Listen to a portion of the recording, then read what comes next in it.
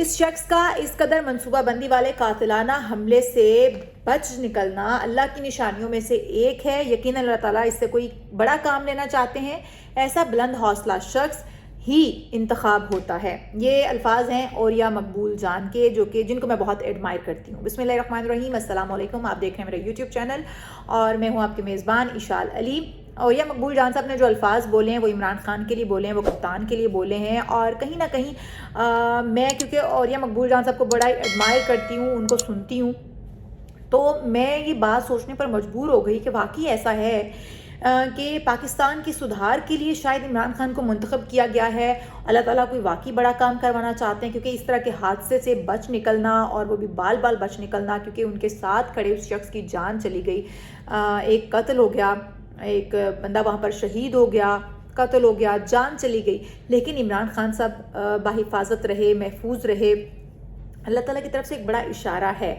اوریہ مقبول جان صاحب کی بات مجھے کسی حد تک صحیح لگتی ہے۔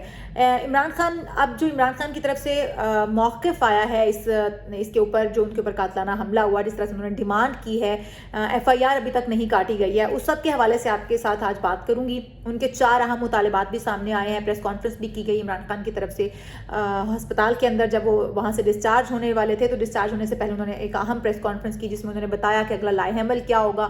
عوام کو انہوں نے جو ہے وہ یقین دہانی کرائی کہ وہ خود بھی عوام کے ساتھ کھڑے ہیں، اور وہ لانگ مارچ کا حصہ اس طرح سے تو نہیں ہو سکیں گے، لیکن ڈیلی ویڈیو لنک کے ذریعے خطاب بھی کریں گے، اور پھر جب راولپنڈی پہنچے گا 13 سے 14 دن کے اندر، جب وہاں پر لانگ مارچ پہنچے گا، تو وہ یقینی طور پر 10-12 دن کے اندر تو وہاں پر اس کو جوائن بھی کریں گے، اور پھر تمام جو قافلے ہوں گے وہاں پر جمع ہوں گے، اور وہ تمام قافلوں کو خود لیڈ کریں گے۔ اچھا جی، عمران خان کی میں بات کر رہی ہوں کہ جو اہم 4 مطالبے ہیں، وہ جو سامنے آئے ہیں، جو اہم مطالبے انہوں نے کیے ہیں، وہ میں آپ کے سامنے ایک ایک کر کے رکھوں گی۔ سب سے پہلا جو عمران خان کا مطالبہ ہے وہ یہ ہے کہ شفاف تحقیقات کے لیے وزیر آباد قاتلانہ حملے میں ملوث ملزمان، بقول ان کے جو ملزمان ہیں شہباز شریف، رانا ثناء اللہ اور میجر جنرل فیصل کو عہدوں سے ہٹایا جائے۔ مطالبہ ان کا جائز ہے کہ ان کا کسی پر بھی ہو سکتا ہے، وہ کسی پر بھی اپنے شکوک و شبہات کا اظہار کر سکتے ہیں، اور وہ کسی کے لیے بھی کہہ سکتے ہیں کہ جی میرے قاتل یہ ہو سکتے ہیں، یا مجھ پر قاتلانہ حملہ ان کی طرف سے کروایا گیا، ان کی طرف سے سازش کروائی گئی، اس کے پیچھے بہت سارے محرکات ہو سکتے ہیں۔ تو انہوں نے جو ایک الزام لگایا ہے کہ میرے ملزمان یہ ہیں، ان کو فوری برطرف کیا جائے اور ان کے خلاف ایف آئی آر کاٹی جائے، لیکن ایف آئی آر نہیں کاٹی گئی۔ آپ لوگوں نے دیکھا ہوگا کہ آئی جی پنجاب نے استعفیٰ دے دیا اور کہا کہ مجھے پریشرائز کیا جا رہا ہے، میں اس طرح کی جو غیر قانونی وہ ہے ایف آئی آر ہے وہ نہیں کاٹوں گا، لہٰذا میں عہدے سے برطرف ہوتا ہوں۔ وہ مستعفی ہو گئے۔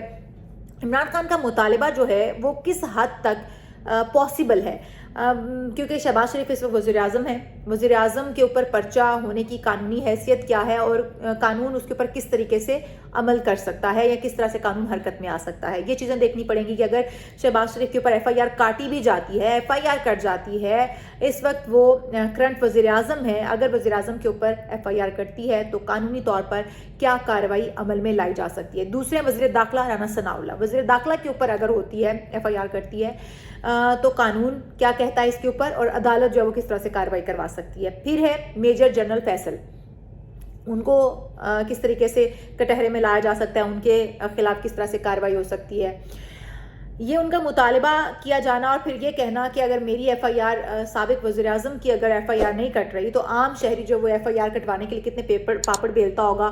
یہ بات کسی حد تک سچ ہے۔ اگر میں یہ دیکھوں کہ ماضی میں بھی ایسا ہوتا آیا ہے کہ مظلوم جو پس جاتا ہے انصاف لینے کے لیے، کبھی کورٹ کچہریوں کے چکر، پہلے تو پولیس تھانوں کے چکر ہوتے ہیں، پھر اس کے بعد جو ہے وہ کورٹ کچہریوں کے چکر ہوتے ہیں، لیکن کچھ بن نہیں پاتا، کچھ ہو نہیں پاتا، اور ہم لوگ جو ہے وہ تھک ہار کر بیٹھ جاتے ہیں۔ اگر عام شہری جو ہے وہ انصاف نہیں لے پاتا تو وزیر اعظم، سابقہ وزیر اعظم کے ساتھ بھی وہی کچھ ہو رہا ہے، وہ بھی انصاف نہیں لے پا رہے، یا ان کی ابھی تک ایف آئی آر نہیں کاٹی گئی ہے۔ میں یہ سمجھتی ہوں کہ کم از کم ایف آئی آر ہو جانی چاہیے تھی، تاکہ تحقیقات کا جو پروسیس تھا وہ شروع تو ہو جاتا، آخر پتہ چلتا کہ اس کے پیچھے محرکات کون سے ہیں، عناصر کون سے کار فرما ہیں، لیکن ابھی تک ایف آئی آر نہیں کاٹی گئی ہے۔ جب تک مدعی ایف آئی آر کٹواتا نہیں ہے، ایف آئی آر کٹتی نہیں ہے، تو تحقیقات اس طرح سے شروع نہیں ہوتی، تحقیقات کا کوئی سر پیر ہی نہیں ہوتا۔ تو عمران خان صاحب کا جو پہلا مطالبہ ہے وہ یہی ہے کہ جو انہوں نے نامزد ملزمان کہے ہیں، جن کے اوپر ان کو شکوک و شبہات ہیں، ان تمام کو برطرف کیا جائے اور ان کے اوپر محکمانہ کارروائی کی جائے۔ اب سیٹیں چھوڑنا یا تو شہباز شریف خود جو ہے وہ استعفیٰ دے دیں یا پھر جو اسمبلیاں ہیں وہ تحلیل ہو جائیں یا پھر عدالت ان کے خلاف کوئی کارروائی کرے. اس کے علاوہ کوئی تیسری آپشن چوتھی آپشن تو ہے نہیں ہے. لیکن کیونکہ شہباز شریف اس وقت استعفیٰ نہ تو دیں گے، نہ ہی اسمبلیاں تحلیل ہو رہی ہیں اور نہ ہی عدالت اس وقت کوئی ان کے اوپر ایکشن لے پا رہی ہے کیونکہ ابھی تک FIR نہیں کٹی ہے. رانا ثناء اللہ کا بھی سینیریو سیم ہی ہے اور میجر جنرل فیصل کا بھی. اب ان کی دوسری شرط کے اوپر آ جاتی ہوں جو عمران خان کی طرف سے دوسری شرط رکھی گئی ہے. دوسرا مطالبہ جو جس طرف یہی ہے جوڈیشل کمیشن ارشد شریف کے قتل کی شفاف تحقیقات کرے. ان کی والدہ کی طرف سے بھی کہا جا رہا ہے کہ ہمیں تحقیقات سے باخبر نہیں رکھا جا رہا اور جوڈیشل کمیشن سے وہ جو کمیشن بنایا گیا ہے اس سے وہ سیٹسفائی نہیں ہے، اس کے اندر کسی صحافی کو بھی رکھنا چاہیے.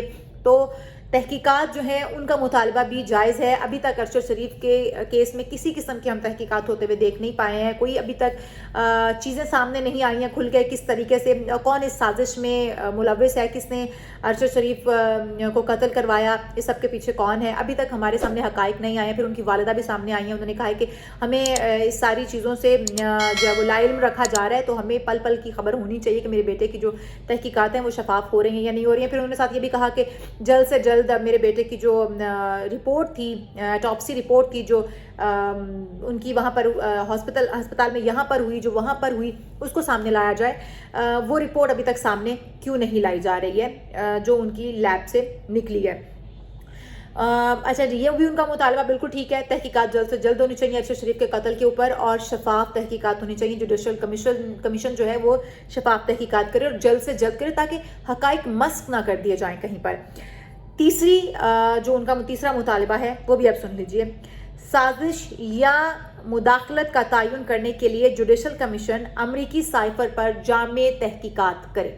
اب سائفر کا معاملہ دوبارہ اٹھایا جا رہا ہے عمران خان کی طرف سے. وہ کہتے ہیں کہ تحقیقات تو اس پہ ہونی چاہیے کیونکہ جیسے آپ نے دیکھا تھا DGISI اور ISPR کی طرف سے جو کانفرنس کی گئی تھی اس میں بھی یہ کہا گیا تھا کہ جی اس کے اوپر تحقیقات جو ہیں وہ نہیں ہوئی ہیں تو تحقیقات جامع اور شفاف ہونی چاہیے. یہ تھا ان کا تیسرا مطالبہ. چوتھا مطالبہ جو ہے وہ ہے سپریم کورٹ اعظم سواتی کے ساتھ پیش آنے والے جو لرزہ خیز یہ واقعہ ہے اس کی تحقیقات کرے اور انہیں انصاف دلوائے.